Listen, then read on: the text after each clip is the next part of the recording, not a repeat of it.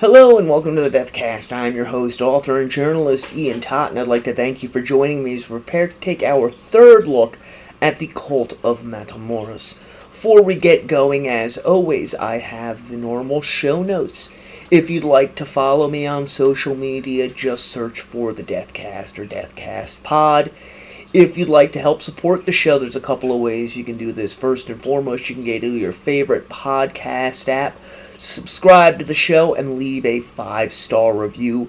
You can also go to tinyurl.com/dcast Patreon, where for as little as $1.99 a month, you can get access to early ad-free shows as well as exclusive content, just like my first two Patreon members, Channel and Anthony, did, as well as the largest Patreon contributors monthly, Debbie, Betty, and Matt. They all went to tinyurl.com/dcast Patreon.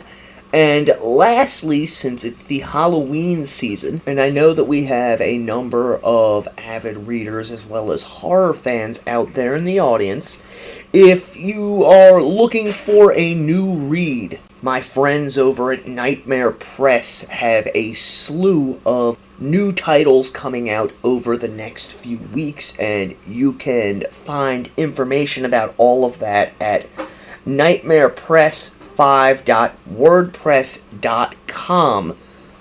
Alright, now that all of that's out of the way, find yourself a nice comfy chair, get yourself a drink, kick back and relax. I've got my coffee, I've got my cigarettes. Let's go into the crypt.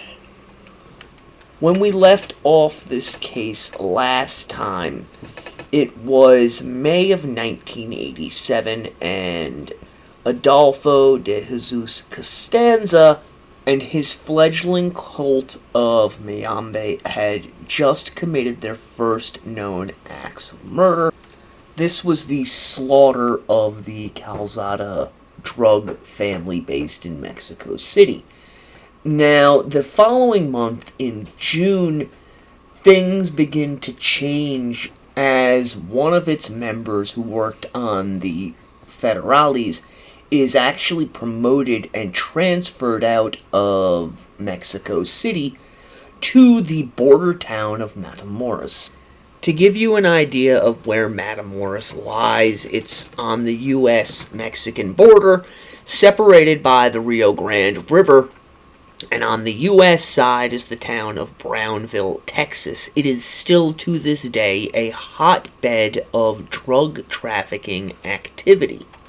And then, much as now, there was a whole lot of corruption going on within the local police force as well as within the city government, as the drug runners back then were able to infiltrate local government institutions fairly easily. The drug trade had not reached the point where it is at now, where you have these massively powerful cartels vying for control of areas with, extreme acts of violence and propaganda taking place throughout the country as they attempt to fight off the government.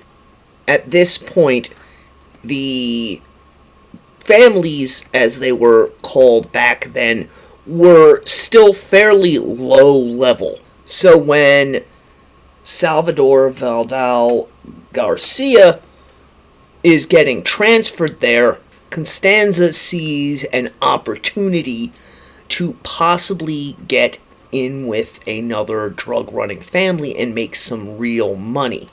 So Salvador leaves for Matamoros with the instructions to find a family that Constanzo and the rest of the cult can ingratiate themselves to so that all of them can become rich and powerful. When Garcia arrives in Matamoros, he is under the command of Comandante Guillermo Perez, who was an extremely corrupt individual in the pockets of the various families that were operating on both sides of the border. It doesn't take Salvador long to find a family that is in indeed in need of the protection and guidance that his El Padrino can provide. In mid-July of 1987, Salvador reaches out to Constanza and lets him know that the biggest family operating in Matamoros had lost their leader the previous year and was now being run by a 20-year-old, that there was a lot of confusion, mistakes, and violence happening, and that it was his belief that the cult could take advantage of this situation and get control of this drug family, the Hernandez clan. Compared to many of their contemporaries at this point in time, the Hernandezes were seen as mid-level. However, in Matamoros at this point, they were the largest organization in operation. The Hernandezes were known as an exceptionally ruthless and violent organization, which by this point in the summer of 1987 had been in operation since the late 1970s. The Hernandez clan was headed prior to January of 1987 by one of four brothers named Saul. In January of 1987, Saul was shot and killed, effectively taking away what many said was the most intelligent and clever of the brothers. Saul was said to be the brains of the entire organization, and that once he was murdered, the business of the Hernandez family quickly started to go downhill, such that individuals within the organization who would never have been considered for any positions of importance due to their lack of ability and intelligence were able to gain positions of authority and intelligence. So Adolfo and his remaining followers head to Matamoros, where they begin making inroads with the Hernandez family, who are very superstitious. The majority of those in the Hernandez clan were from an extremely poor background, and it's thought that because of this, they were much more susceptible to the notion that magic could help them prosper and protect their various shipments from seizure by the authorities. Now, after arriving in Matamoros, and Adolfo did not immediately make contact with the Hernandez family. Instead, he set about learning as much as he possibly could about them. This led to the date of July 30th, 1987, when Adolfo Constanzo has an encounter with a 22-year-old college student from Matamoros by the name of Sara Maria Aldrete Villarreal, who we're going to refer to as Sara Aldrete throughout the rest of this series. At this point in time, Sara, who at 6 foot 1 inches tall, was a striking young woman who had been married once for 5 months in 1983 before moving back in with her parents. Sara had started college over on the other side of the border at Brownsville Community College using an address from a friend in order to get student aid so that she could hopefully better her life. Now, according to Sara, on this date, July 30th of 1987, she and her younger sister had been out driving around in their parents' Impala when A car behind them started honking its horn, flashing its lights, and the driver started yelling at her.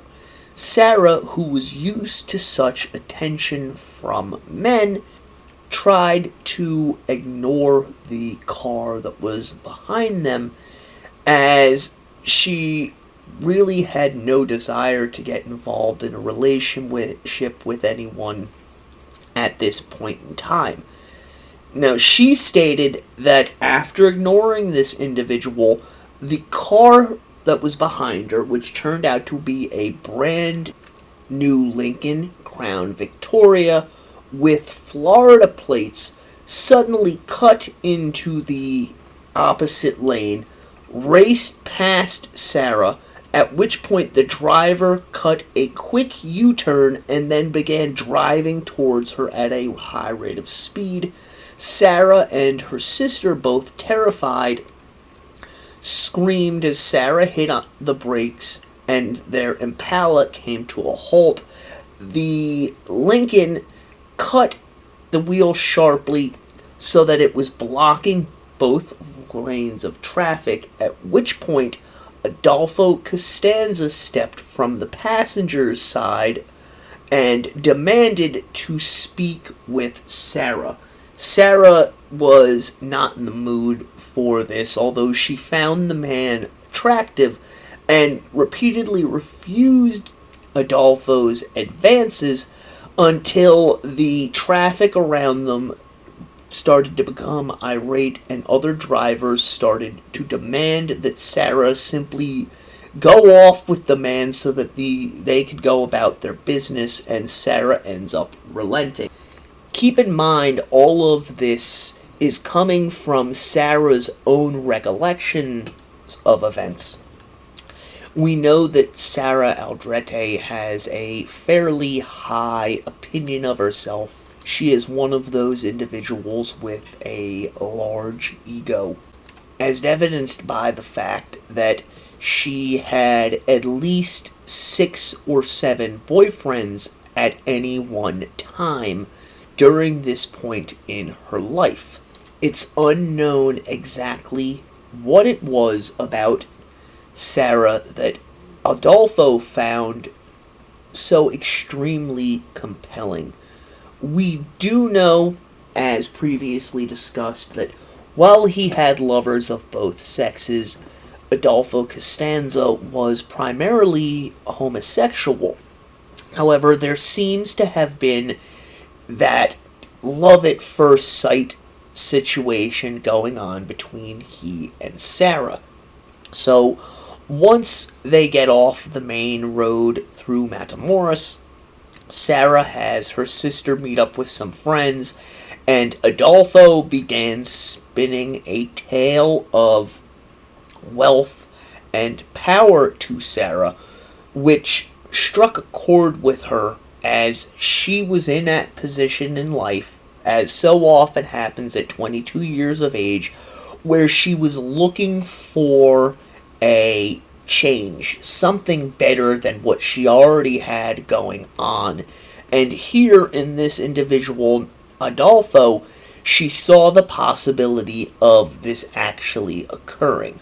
We know that during this initial meeting, Adolfo informed Sarah that he was a lawyer from Miami who was vacationing in Mexico, that his family was originally from Cuba and was extremely wealthy. Not only that, as a lawyer, he had a lot of wealthy clients, most of whom came from Colombia.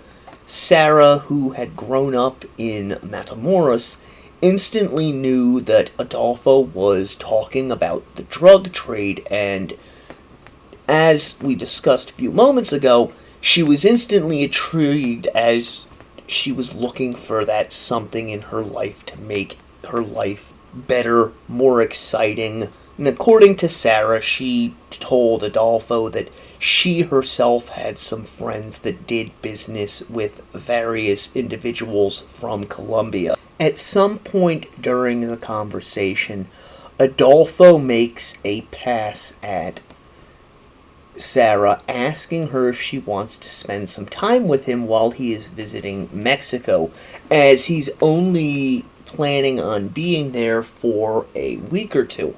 We also know that at some point Sarah noticed a bracelet that Adolfo was wearing that was connected to Mayambe, that when she asked Adolfo about this bracelet, he refused to explain anything, going so far as to become silent when she pressed him on the nature of his religion. And that not long after this, the two of them went to a local bar and had something to eat. According to Sarah, while they were eating, Adolfo introduced her formally to the man that was with them, his driver, who turned out to be Martin, and the two of them very quickly struck up a conversation concerning sports, something that Sarah and Martin both shared. Adolfo seems to have become a trifle angry about this, as Sarah was intentionally ignoring him. What we're going to come to find out is that Sarah and Adolfo are really cut from the exact same cloth. They are individuals who are used to manipulating others to get what they want, and to whom power is everything. Sarah later told police that after conversing with Martin for a period of time, Adolfo became impatient, interjecting himself into their conversation, saying something along the lines of, quote unquote, "Hey, remember me? I'm still here." At which point he asked Sarah if she was still interested in learning about his religion, something he no doubt knew that Sarah would take the bait on. Sarah said that after informing him that she did in fact want to know about his religion, Adolfo informed her that if she met him at the same restaurant the following day for lunch, he would tell her all about it. According to Sarah, when she met Adolfo for lunch the following day, he told her that his name was Adolfo Alejandro, and that he knew the two of them were destined to be much more than just friends, that the two of them would eventually be lovers and would go together forever. Sarah said that Adolfo then propositioned her, saying to her, quote unquote, "You want to go with me?" Not a question so much as a command, and Sarah informed Adolfo that she did not want to go with him, that she in fact had a boyfriend and was not looking for anyone. She says that Adolfo then informed her that he was not looking for friendship. Because of this, Sarah decided to hedge her bets and let Adolfo know that she would think about it. Well, they end up spending the majority of the next 2 weeks together, going jogging, meeting for meals constantly. All the while, he's plying her with information about his various religions, specifically Santeria and Mayambe. She would later state, however, that there were key details that Adolfo chose to keep from her at this point in time, specifically the black magic and murder aspects of these religions. Nor did he mention the fact that he was sworn to a dark deity, or that all those who followed him ended up without a soul as he himself was. Sarah said that Adolfo told her that he had to make blood sacrifices daily, something that she found barbaric, and that Adolfo had brushed these concerns of her aside, stating something to the effect of, "You eat chickens and cows, don't you? It's the exact same thing." Adolfo is also said to have told Sarah at some point during their numerous conversations that his religion could give her the thing that she wanted most, a way out. Sarah told police that when she went jogging with Adolfo, he seemed to possess an almost supernatural level of endurance, and that he told her on more than one occasion that he never grew tired, and that it was because of his religion that he was able to continue going without exhaustion. Obviously, this is starting to intrigue Sarah greatly. Sarah Eldrete said that almost every single day when she saw Adolfo over the course of the next 2 weeks, he would again proposition her, asking her to quote-unquote go with him, almost as though they were high school students. And when she would rebuff him and say no, he would smile at her before telling her eventually her no would become a yes. Sarah insists, however, that at this point in time she and Adolfo were only friends, as she continued seeing other boyfriends of hers during this point in time. Sarah said that during one occasion when she was with Adolfo, he began talking about the spirits of the dead and started telling her that he could use seashells in order to divine someone's future, and that she was intrigued by this, so much so that she asked Adolfo if he would read the shells for her. Now, according to Sarah, he refused, and this happened a number of times. Each time he would tell her that she was not yet ready for him to read her future. It's more likely than not that Adolfo was refusing, as, much like himself, Sarah was an enigma of a person. Very hard to get a beat on what they wanted, who they were, and Adolfo was undoubtedly using this time with her in order to try and get a better understanding of Sarah, so that when he at last broke down and read her future, he would be able to tell her things that she wanted to hear, thus ensuring that she would feel indebted to him and become a part of his life. We know from statements that Sarah gave the police, she knew that Adolfo was attempting to manipulate her throughout all of this, just as she herself was attempting to manipulate him. However, she tells a story which kind of shows how much more masterful Adolfo was at manipulating people than Sarah was. She said at one point she was out with her main boyfriend, a man by the name of Gilberto, who was a low-level drug dealer. They happened to come upon Adolfo and Martin, and Adolfo was strangely silent, refusing to shake the man's hand, etc. The following day, Constanza arrives at Sarah's home, and they go jogging together.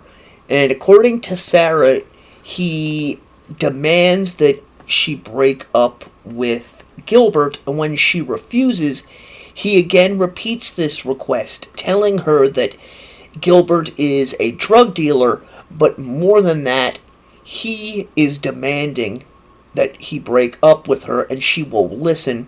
When Sarah protests further, Adolfo lies and informs her that he is in fact a cop who is working undercover in Matamoros, and that he is only giving Sarah this information because he trusts her. Now, a few days after this, Sarah said that her boyfriend approached her and informed her that he had received a phone call the following day from someone that refused to identify themselves, and that this individual had informed him that Sarah was going out with another man. Sarah tells Gilbert that this is in fact not the case. However, he refuses to believe her, and Sarah ends up breaking up with Gilbert. The following day, she's depressed when Adolfo shows up at her home to go jogging with her, and they walk into Brownsville. Well, Adolfo surprises Sarah by asking if she wants to talk about her breakup with her boyfriend. Obviously, Adolfo had orchestrated the phone call that precipitated Gilbert contacting her, but Sarah, being 22 and distraught, does not put two and two together.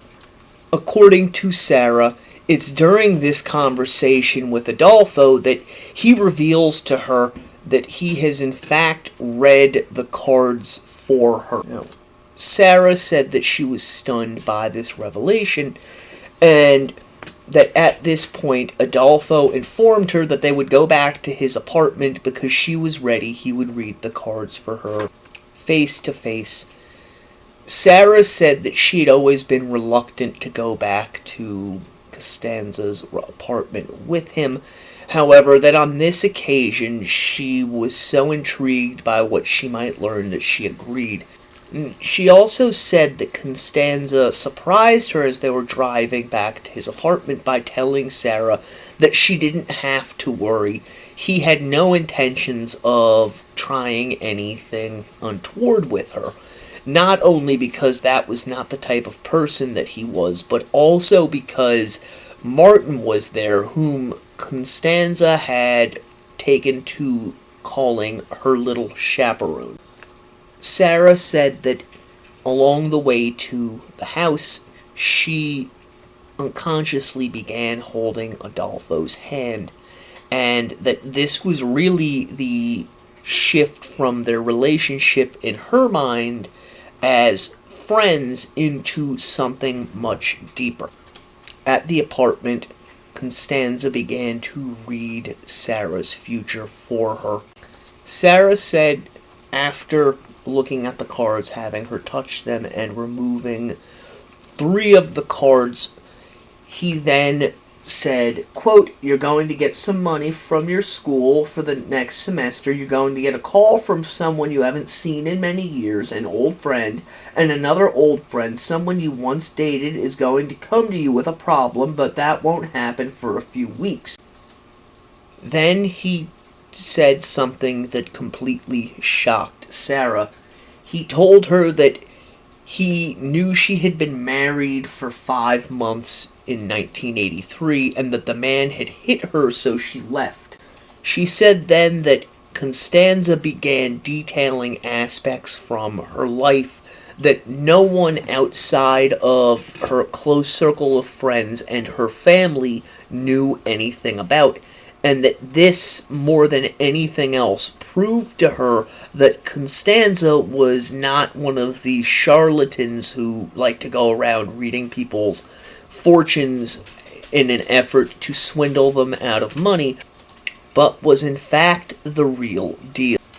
Sarah said that Adolfo told her during this card reading that there was nothing that he could not divine from the cards when it came to her. She also said that a few days after this card reading, his predictions began to come true. First, with the school in Brownsville contacting Sarah and informing her that she had been accepted for the following year and that she would be getting financial aid to cover her tuition. Sarah later said that this letter really took the air from her lungs, as she had not applied for this scholarship. The school had undertaken applying for it on her behalf, as Sarah was one of the top students in the school and they saw great potential in her. Not long after this, a former boyfriend contacted Sarah out of the blue. They had not seen one another since they were in high school, after which point the man had moved away, and he informed Sarah that he was going to be in Matamoros for a few days, that he wanted to see her if it was at all possible. Sarah said that she interrupted the man's phone call without giving a response because she felt an overwhelming desire to contact Adolfo and tell him that the things he had told her were in fact coming true. She said that Adolfo laughed on the phone and said, "Of course they came true, you doubted my power," or something to that effect. It's at this point that Constanzo asks Sarah if she will be his yet again. And she stated in many interviews since then that this time when he asked her, because the things he had told her had come true, she said yes without hesitation. And this utterance of the word yes by Sarah Aldrete was going to have far-reaching consequences on the occult, on life in Matamoros, as well as in events that were going to take place moving forward, although neither she nor Adolfo knew it at that point. And it's at this point that Constanza tells Sarah a very sanitized version of who Adolfo Constanzo actually was.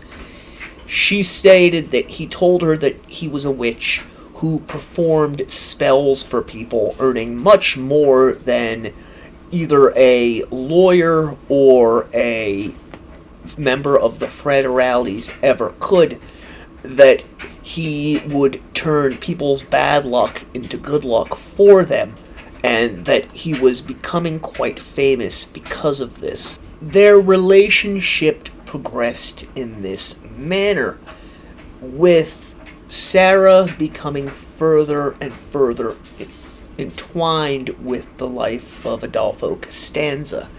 A shrine was erected in her home with the statues of all of the various saints. She began making sacrifices at his direction, while during the day they would spend as much time as possible together, although Sarah stated that while he would kiss her goodnight before leaving, he would never attempt to make a move on her. While you may be wondering why Adolfo targeted Sarah Aldrete, the truth of the matter is that he had had help in pinpointing her. Specifically, his follower Salvador, who worked on the Matamoros Police Department, had looked into the Hernandez family fairly extensively and learned of the existence of Sarah Aldrete. Salvador was able to learn about Sarah's life, the marriage she had had, how she had been abused by her husband, all of which he passed on to Adolfo. He also passed on to Constanza the information that Sarah had been in a relationship with the current head of the Hernandez family, a man by the name of Elio Hernandez. And with this information, Constanza had set out intentionally to meet Sarah, and when he had made his predictions to Sarah, it had all been based upon information that Salvador had fed to him.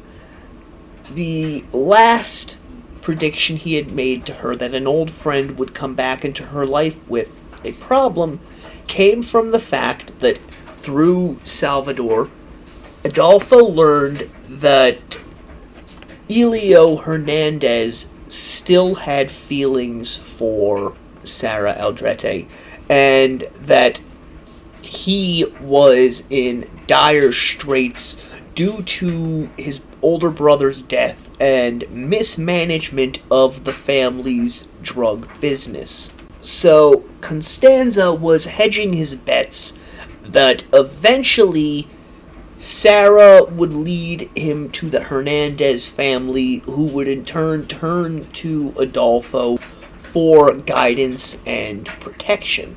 A lot of this information that Constanzo was able to get from Salvador came from late night meetings that they had at one of the local dive bars where they would meet in secret, and Salvador would tell El Padrino the information that he had learned.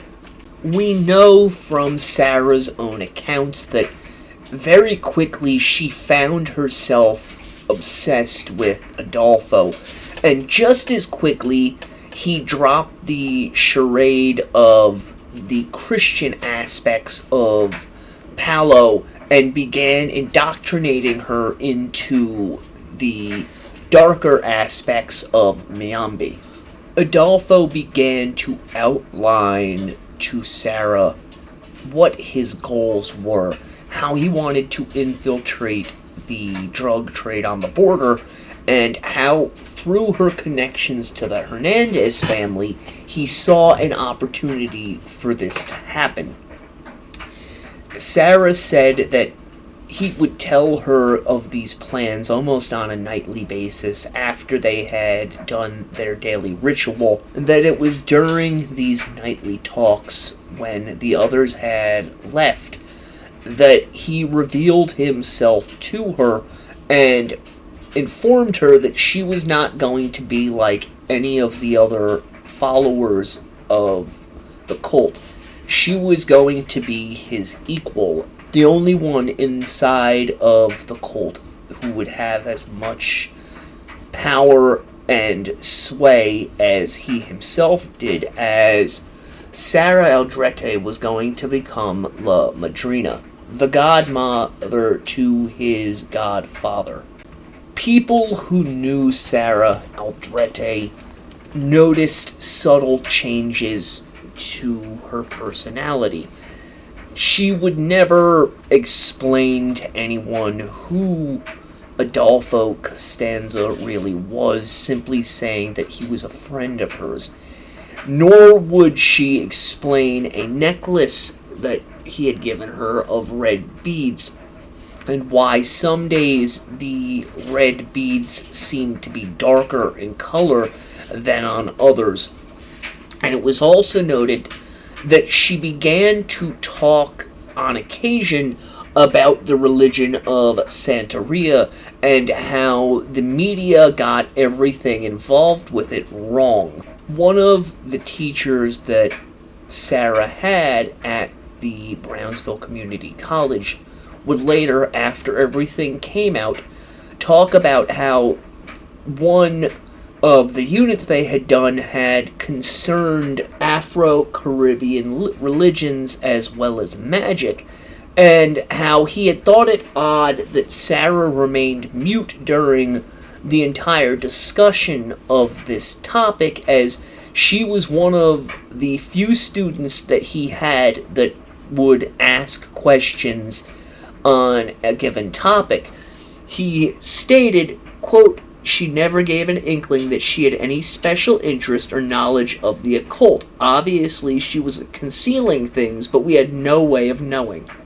Just as she would not get involved in the discussion in class concerning the Afro-Caribbean religions, so too did Sarah eventually start spinning yarns concerning Adolfo Constanzo, telling friends who were pestering her to know about this dark-haired stranger that he was in fact her boyfriend and that Constanzo was obsessed with her. From all of this, we get two contrasting stories concerning Adolfo and Sarah. Her story that he was absolutely obsessed with her would call her constantly at her part-time job as an office clerk, to the point that she was unable to get any work done, and her bosses began to get angry with her. On the other hand, we have recollections of friends who state that Sarah would do whatever it was that Adolfo demanded of her without question. Those within the cult state that Sarah was the one who became obsessive, writing love letters to Constanza in which she would express a desire for him to lie with her and to control and dominate her life. I firmly believe that the truth is probably somewhere in between. Constanza saw Sarah as a means to an end, and he pursued her as such, even after he had gotten what he wanted from her, which was an in with the Hernandez family, and that Sarah, for her part, not used to this type of attention from an individual who was so controlling and aloof, again, much as she herself was, pursued him with as much fervent disregard for her real life as he had her. The people she went to school with, though, paint another picture of Sarah, stating that there was never any signs of obsession present to them from either side of the equation, describing Sarah simply as an excellent student who was hard-working, fastidious, and beyond gracious to those who were in her life.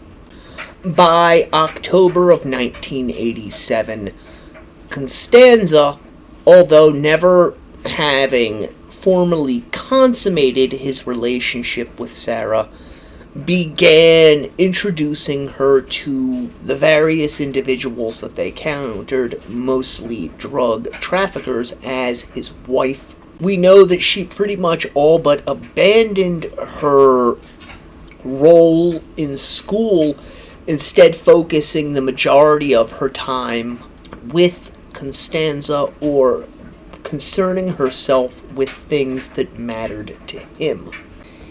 Even though Constanza rarely, if ever, showed any form of concern or interest in the things that mattered to Sarah Aldrete.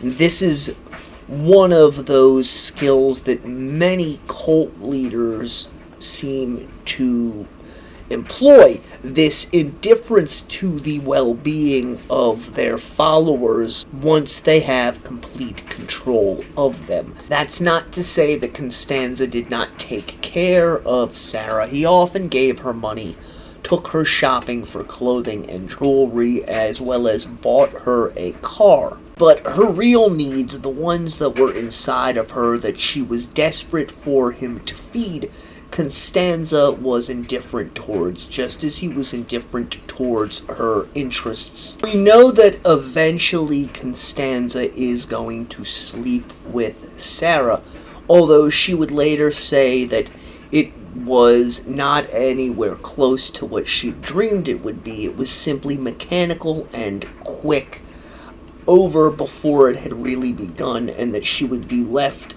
feeling empty inside. Sarah said it was because of this inability to be intimate with others that Constanza would spend lavishly on herself and on the others within the cult, going so far as to pay for an addition on the Aldrete's home so that Sarah could live with her parents, yet still have her own private area away from them where she could come and go as she pleased and practice her religion. Eventually, Sarah is to learn that Adolfo is gay after questioning Martin, who had become the person she was closest to inside of the cult, about his girlfriend.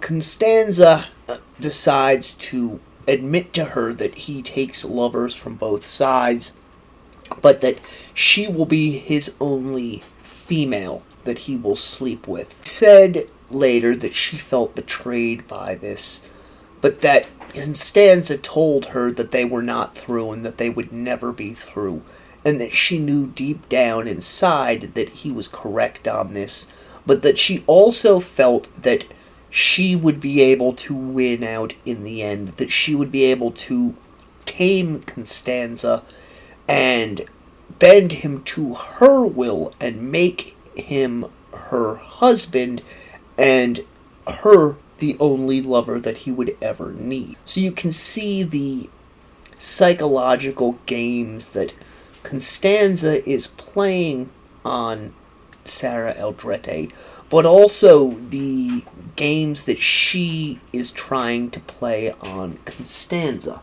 However, he is much better at these games than she was, unfortunately, as if she had won out, we might have a much, much different story instead of the horror that we are going to be left with when all is said and done.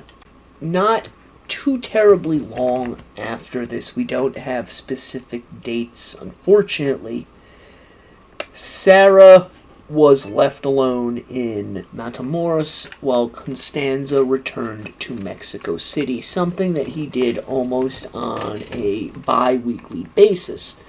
Sarah said that she was feeling despondent at this point because although she now knew what Adolfo was, and she was trying harder than ever to win his heart, leaving love notes, etc., etc., for him, he was still as cold and detached as he ever was. She was out walking around Matamoros, getting something to eat, when she happened to bump into Elio Hernandez, who, after speaking to her for a few moments, told Sarah that he was in a bad predicament, that business was not as good as it had once been, and that he did not know what to do. Sarah saw this as Constanza had told her she would, as the fruition of his third prophecy. And so Sarah did as she was instructed, telling Elio that she knew a man, a witch, who might be able to help him. Elio was interested in this, despite fears that Sarah had that he might laugh at her. She would later tell authorities, if she had known how things were going to go, that she would never be able to win Adolfo Constanza's heart. She would have used that opportunity then and there to end things with him, and simply fled over the border to continue her studies, never to return to Matamoros so long as Adolfo was still there. Instead, she contacted Constanza, and over the course of the next few months, he remained in Mexico City, talking with Sarah Eldrete on a daily basis via the phone, instructing her on how to prepare Elio Hernandez for his eventual meeting with Adolfo Constanza. She would tell him stories of Adolfo that Adolfo told to her, of his magical prowess and his great ability to protect the interests of others and to change their fortunes. We know that from roughly mid-November until March of 1988, Constanza remained in Mexico City almost entirely, returning only once during Christmas to see Sarah, probably sensing that if he did not return soon, she might wander away from him, and all of his time and effort would thus be squandered. We know that Adolfo and Elio were, for a period of time, constantly trying to connect through the telephone until they eventually did, at which point Constanza told Elio that he could not only protect the man and his family, but also change the fortunes of his business. When Elio pressed him to know what the price for this would be, Constanza simply told him that they could discuss the price once Elio had come to Mexico City and met Constanza face to face. We know that in addition to telling Elio all of this, Constanza, through his man in the Matamoros Federales, had made contacts with the organization that the Hernandez family worked for. For as the Hernandez family were the most powerful drug smugglers in Matamoros, they were not the most powerful drug organization or cartel. That distinction belonged to Juan Garcia Abrego, who headed the Abrego family, which during this point in time could almost be seen to have functioned like the American Mafia. They were middlemen in all aspects of the drug trade, from setting up the drugs coming in, to the distribution, to the various little groups who they employed to move the drugs for them over the border and into Texas. Now, according to Salvador, after the death of Saul Hernandez in January of 1987, the Hernandez brothers suffered a series of major setbacks that severely diminished them in the eyes of the Abrego family. So much so that the Hernandez family began to fear that the Abregos would take contracts out on them and simply have them eliminated due to their incompetence. Armed with this knowledge, Constanza and Salvador sent feelers out into the Abrego organization, letting it be known that Constanza, while a witch, was also highly intelligent, and that he would soon be taking control of the Hernandez family, and that once he assumed control, the Abregos would again have their most powerful smugglers at their disposal to do with as they wished. Now, it's been said that the Abrego family was much more loyal than some of the other cartels that would come to operate in the Matamoros region in the years after this point in time. And because of this loyalty, when they learned of Constanza's plans, they readily agreed to it, provided he could do the things that he promised that he would be able to do. Namely, get the Hernandez brothers back on track with their drug trafficking and helping them to do it smartly so as to avoid the notice of both the Mexican and U.S. federal authorities. Now, all of this is leading us to the third week of March 23rd, 1988 specifically. Sarah Eldrete travels by train to Mexico City. There she was met by Adolfo and other members of the cult that she had not yet met. Sarah later stated that by this point in time she had realized that she would never win Adolfo's heart, no matter how hard she tried, and she became content with this fact, as she still saw Adolfo as her best option out of the life she had been living in Matamoros, although she did later say that had she really been thinking clearly and not allowed his money to dazzle her, Sarah would have instead run for her life into Brownsville and instead focused on her studies, as everyone who knew her said that Sarah had a bright future in front of her had she kept on the straight and narrow. Instead, she finds herself with Adolfo, Omar, and a few of the others driving through Mexico City, informing him that Elio and his wife would be traveling to Mexico City the following day. Constanzo drove Sarah to a large mansion on the outskirts of Matamoros, which he had recently purchased. And she would later say, as they pulled up to a house, a number of girls from nearby houses came out, speaking to Adolfo, and she was amused by this, as she knew that they had absolutely no chance with him. This was further indicated to these women when Adolfo introduced Sarah to all of them as his wife. Afterwards, Adolfo drove them back into Mexico City, where they visited one of the two apartments that he kept, and it was here that Adolfo brought Sarah into his room of the dead.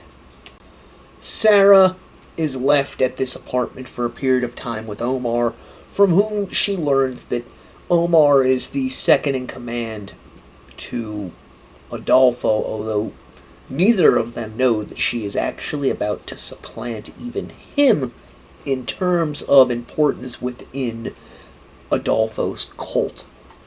Sarah Drete stated that when Adolfo came back, they talked for a little while, and he explained to her that tonight she was to be initiated officially into their religion, and that she was to become the El Madrina, the godmother, and that with this position came a lot of authority, specifically authority over the others inside of the cult, with the exception of Constanzo himself. But it would not just be the everyday members that she would be in charge of.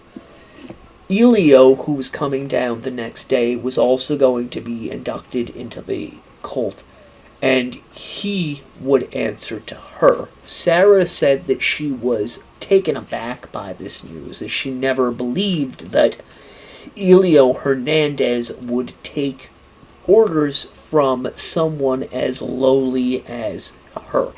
Sarah stated that Adolfo said to her, "The only reward is here, now, in power and magic, not in some Catholic heaven. We take that power in us to be one with the spirits, to make them serve us. That is the meaning of Mayambe. Everyone else, all outsiders are animals. Now you must welcome Kariambe as your guiding spirit. You must let your soul die. You will be one of us." Sarah then said that Adolfo asked her if she was ready, and after a few moments, while she internalized his question and the implications that it possessed to her, she responded that she was indeed ready, and had been ready for a very long time. Sarah said that during the course of dinner, the door rang 3 times. Each time Omar would leave, and she could hear Omar and others going to the room of the dead, after which he would return. After dinner, Adolfo brought Sarah into a bedroom where a set of white clothing was laid out for her. She was instructed to change into the clothing and wear nothing beneath, at which time he left her.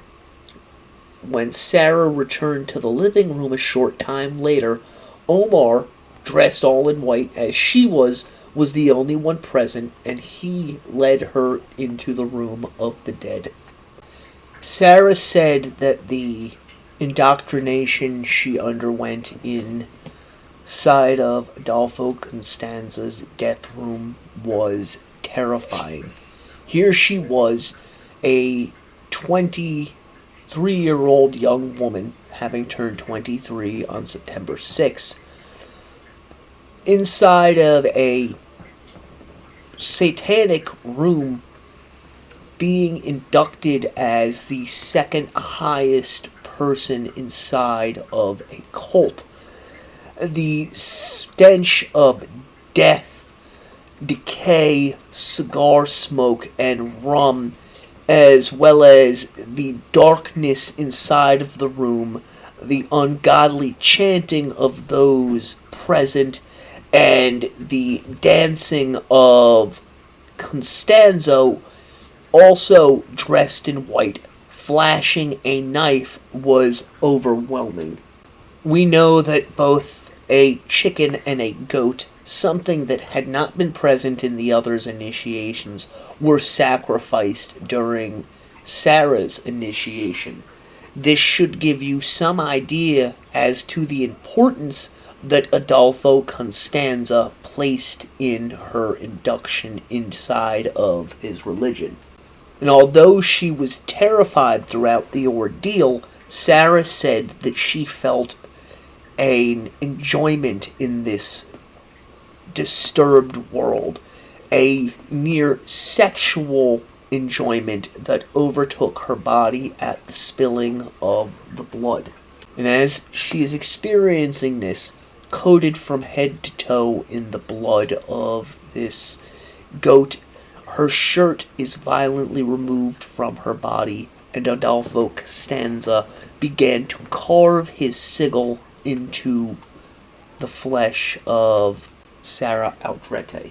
After which he informed her that her deity was Oshun, who was a powerful goddess within the religion, the goddess of love, money, marriage, and sex. Constanzo instructed Sarah to pray to her goddess, after which he simply said, quote, "Now you are La Madrina."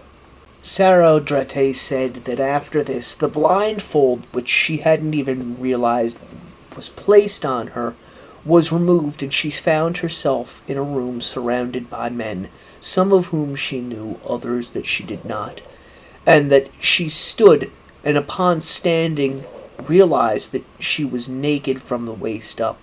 And at this point, Omar came forward with a white bathrobe, which he placed on her, not out of modesty, but to keep Sarah from getting cold. Members of the cult said that Adolfo then said to all of those gathered, particularly to Sarah, "They are your family now, Sarah. They took part in your initiation. They witnessed your acceptance by Tata Nikisi. I am their godfather, and now you are their godmother. After me, they will obey you. Nothing in this room can hurt you now.